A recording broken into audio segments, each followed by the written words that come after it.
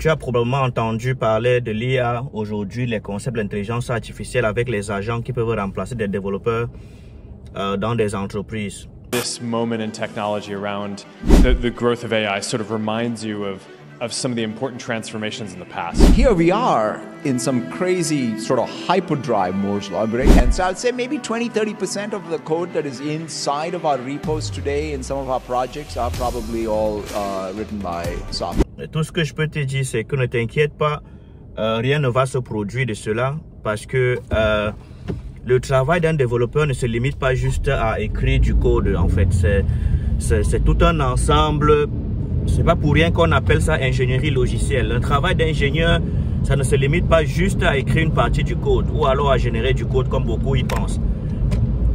En tant que développeur, vous devez apprendre tous les concepts de l'ingénierie logicielle. Ça veut dire la conception, le développement, qui est la partie qui soi-disant peut être remplacée jusque-là, qui n'est même pas possible parce que 70% des entreprises aujourd'hui ont des applications qui sont legacy. For new greenfield, it's very, very high. But as I said, nothing is greenfield. Une application legacy, c'est quoi? C'est une application qui existe déjà et sur laquelle nous ajoutons de nouvelles fonctionnalités, nous corrigeons des erreurs et nous améliorons également la qualité de l'application. Ces applications-là, comment est-ce que l'IA va aller à l'intérieur changer tout ce qu'il faut changer comme il faut? Je ne pense pas vraiment que ce soit possible actuellement. Donc, l'ingénierie logicielle ne souffre de rien. Vous avez l'architecture logicielle qui est un travail d'ingénierie de fond qui consiste à faire une conception assez complexe d'un système. Je ne vois pas une banque qui va permettre à ce que l'IA puisse écrire le code pour pouvoir gérer les finances de ses clients. Je ne vois pas ça venir. Je ne vois aucun aéroport qui va permettre à ce que l'IA puisse générer du code pour gérer tout le système aéronautique que nous avons là-bas de contrôle. Je ne vois non plus une compagnie comme Boeing qui va permettre à ce que l'IA puisse écrire le code qui va gérer les avions et tous les systèmes automatiques que nous avions en aviation. Donc, je dirais aux développeurs de ne même pas s'inquiéter. Ceci ne va pas arriver d'ici peu et votre travail ne souffre de rien. Donc, toi qui es étudiant, peut-être tu te poses la question de savoir est-ce que ça vaut encore la peine d'aller apprendre le génie logiciel? Ma réponse claire est oui. Vous pouvez aller apprendre le génie logiciel et ne vous inquiétez pas, vous allez trouver du travail. Il y aura beaucoup plus du travail même dans les années à venir parce que tous ceux qui auront utilisé l'IA pour générer du code auront besoin des gens pour venir enlever ce code-là dans 10 ans. Il y a beaucoup de technologies qui viennent et qui s'en vont. Je me rappelle à l'époque, nous avions le langage PHP et nous avions des gens qui nous ont fait comprendre en 2015-2016 que le PHP était mort, PHP is dead, ça ne va plus exister, personne ne va plus utiliser le PHP. Jusqu'aujourd'hui, on voit que dans des entreprises et sur le web, 70% des sites internet aujourd'hui sont générés avec le PHP. Ça va être avec des CMS, WordPress, Drupal, Joomla, etc. Donc on voit que le langage ne va nulle part. Donc on aura toujours besoin de ces gens qui vont maintenir ce système, ces gens qui vont développer de nouveaux systèmes. Donc n'ayez pas peur, rien ne va vous arriver. Allez, faites vos études, étudiez bien, apprenez les concepts de l'objet orienté, apprenez la conception logicielle, l'architecture logicielle. Vous avez beaucoup de choses à apprendre en génie logiciel. Vous avez le DevOps, l'automatisation des déploiements, tout ça c'est le génie logiciel. L'amélioration continue.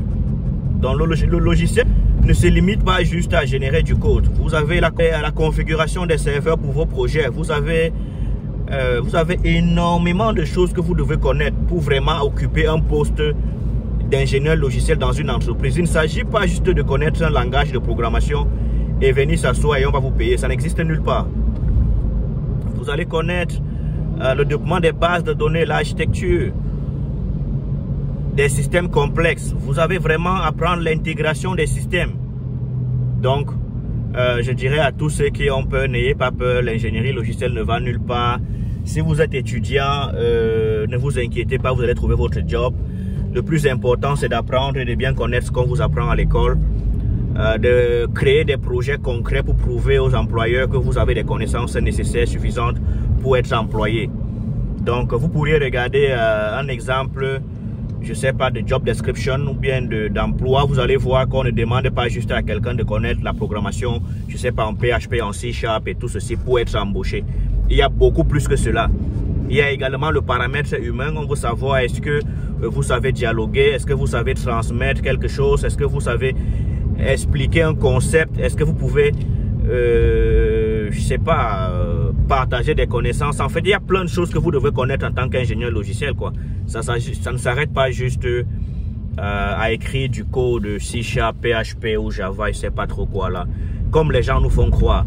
Et aussi cette tendance à vouloir nous faire comprendre que à Microsoft, à Facebook, 30% du code aujourd'hui sont écrits par des robots. Moi, je pense que tout ça c'est faux, c'est du marketing. Il faut savoir que Zuckerberg et Satya de Microsoft, ce ne sont pas des développeurs en plus, ce sont